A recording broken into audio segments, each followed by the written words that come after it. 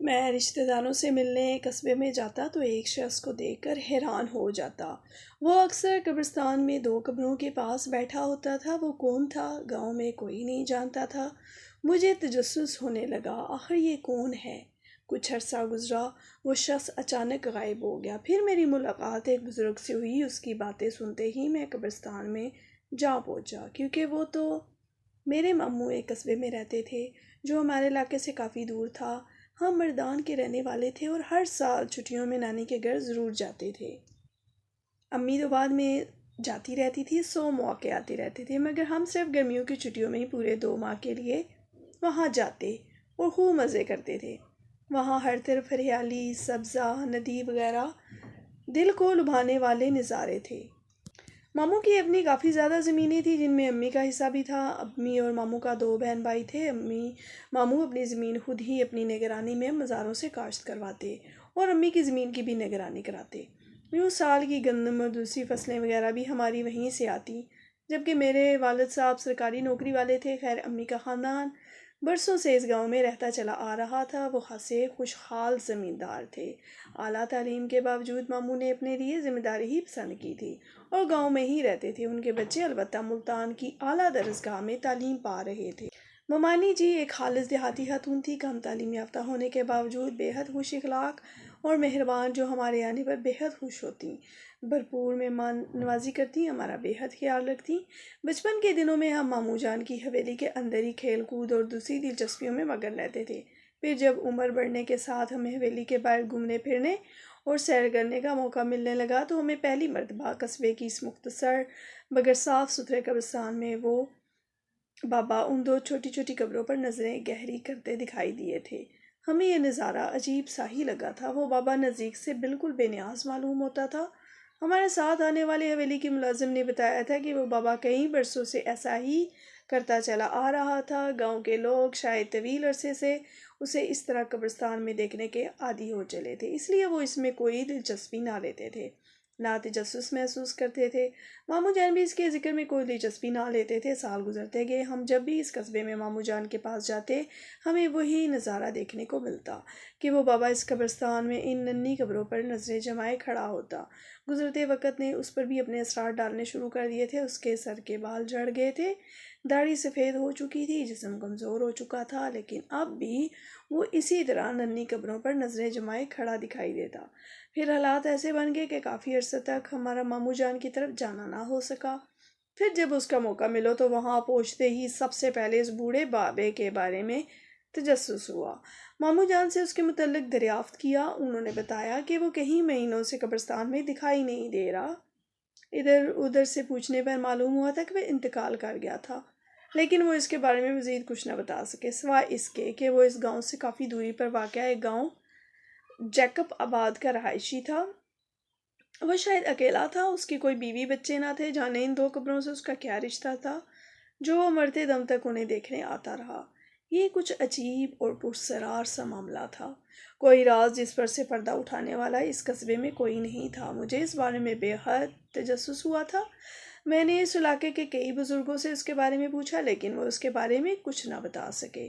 بالآخر ایک دن اس راز سے پردہ اٹھ ہی گیا۔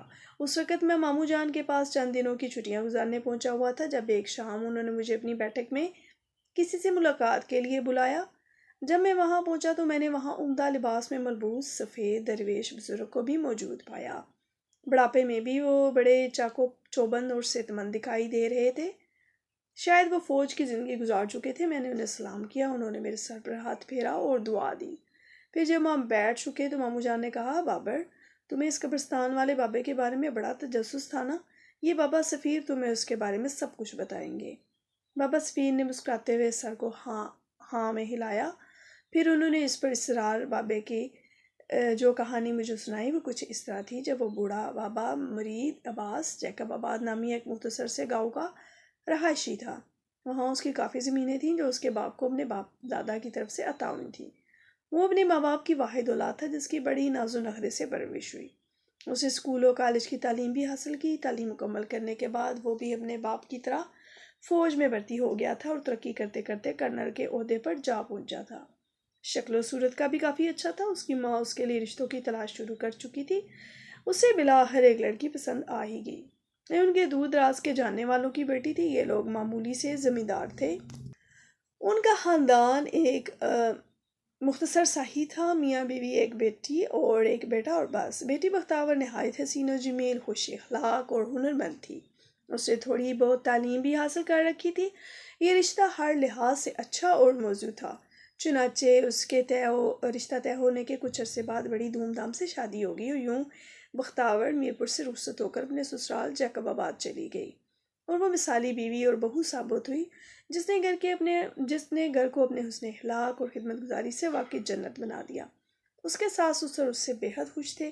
مرید عباس بھی اپنی خوش بختی پر نازا تھا۔ شادی کے بعد اس کے دل میں اب شدت سے ایک خواہش کروٹیں لینے لگی تھی کہ وہ جلد بیٹوں کا باپ بن جائے، جن سے اس کی نسل چلے اور جو اس کے بڑھاپے کا سہارا بنے۔ اس نے روز اول سے ہی اپنی بیوی سے اس خواہش کا اظہار کرنا شروع کر دیا تھا۔ اس پر اس کی بیوی اس کو یہی کہتی تھی کہ بیٹا یا بیٹی پیدا کرنا اس کے اختیار میں نہیں ہے، لیکن اس کے بیٹے کی خواہش اس جنونی حد کو پہنچی ہوئی تھی کہ وہ بیوی تو کیا اپنے ماں باپ کے سمجھانے پر بھی کان نہیں دھرتا تھا۔ پھر جب اس کی بیوی امید سے ہوئی، اس کے بیٹے کی خواہش اور بھی جنونی اختیار کر گئی۔ پھر جب بچے کی پیدائش کا وقت قریب آیا، اس کی بیوی خاندانی رواج کے مطابق میکے جانے لگی تو اس نے صاف لفظوں میں کہا کہ بیٹا ہی ہونا چاہیے، اگر بیٹی ہوئی تو وہ ہرگز اس کے گھر قدم نہ رکھے۔ اس کی بیوی، جو اب اس کی جنونی خواہش کے سامنے انتہائی پریشان اور خوفزدہ سی رہنے لگی تھی، میکے پہنچ کر جائے نماز پر بیٹھ گئی اور رو رو کر اللہ سے بیٹے کی بھیک مانگنے لگی۔ لڑکی کے ماں باپ بھی بے حد دکھی اور پریشان تھے۔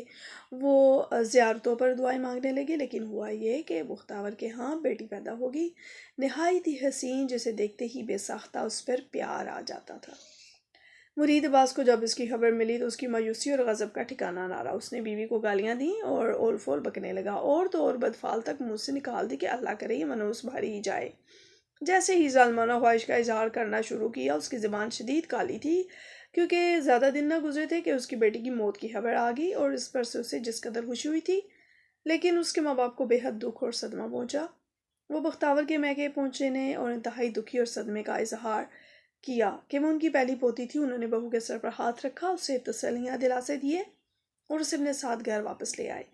مرید عباس اس وقت اپنی ڈیوٹی پر گیا ہوا تھا۔ چند ماہ بعد جب وہ چھٹی پر گھر آیا، اس نے بختاور کو لڑکی پیدا کرنے پر خوب لاتعداد طعنے مارے، بے عزت کیا، اس پر خوشی کا اظہار کیا کہ اچھا ہوا منحوس لڑکی مر گئی۔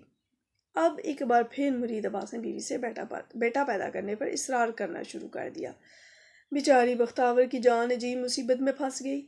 وہ جب اپنے شوہر کو یہ سمجھانے کی کوشش کرتی کہ بیٹا پیدا کرنا اس کے بس کی بات نہیں تھی، یہ سب اللہ کی مرضی ہوا کرتی ہے کہ بیٹا دے یا بیٹی، تو وہ اسے بری طرح سے جھڑک دیتا اور کہتا کہ ہر صورت میں بیٹا ہی چاہیے۔ اس کے ماں باپ بھی اسے سمجھاتے رہتے کہ وہ ایسی باتیں نہ کیا کرے جو اللہ کی رضا ہو، اس پر شکر مند ہو کر رہے، مگر وہ ان کی بھی نہ سنتا اور یوں ہی ہٹ درمی کا مظاہرہ کرتے۔ ایک بار پھر اس کی بیوی امید سے ہو گئی۔ اب تو وہ بختاور کو یہ دھمکیاں بھی دینے لگا کہ اس مرتبہ اگر اس نے بیٹی پیدا کی تو وہ اسے طلاق دے دے گا۔ بختاور نے یہ سن کر اللہ کا دروازہ پکڑ لیا، دن رات رو رو کر گڑ گڑا کر اللہ سے بیٹے کی بھیک مانگنے لگی، مگر ہوا یہ کہ اس کے ہاں اس مرتبہ بھی بیٹی پیدا ہو گئی۔ یہ بیٹی بھی روایت کے مطابق ننھیال میں پیدا ہوئی اور اس سے بھی بدقسمتی سے زیادہ دن زندہ رہنا نصیب نہ ہو سکا۔ اس کی موت کی خبر پر مرید عباس کے ماں باپ کو انتہائی دکھ اور صدمہ پہنچا، لیکن مرید عباس نے اس پر اطمینان کی سانس لی اور کہا کہ بہت اچھا ہوا کہ یہ منحوس بھی مر گئی۔ اس نے چونکہ ابھی تک بیٹے کی آس لگا رکھی تھی اور اس لیے اس نے بختاور کو طلاق نہ دی اور وہ سسرال واپس آ گئی، جبکہ مرید عباس نے اسے پھر بیٹی پیدا نہ کرنے کی وجہ سے اسے تانے دیے اور صاف صاف کہہ دیا کہ اگلی دفعہ بھی اگر بیٹی پیدا ہوئی تو وہ خواہ وہ مر جائے تو وہ اسے ضرور طلاق دے دے گا۔ بیچاری بختاور کا یہ حال کہ نہ جینے کی نہ ہی مرنے کی۔ ساس سسر اس کے ہمدرد تھے، بیٹیوں کو اللہ کی رحمت سمجھتے، اس سے محبت رکھتے تھے، لیکن اپنے بیٹے پر ان کا کوئی بس نہیں تھا۔ اس نے ان سے بھی صاف صاف کہہ دیا تھا کہ آئندہ بیٹی ہونے پر وہ بختاور کو ضرور طلاق دے دے گا۔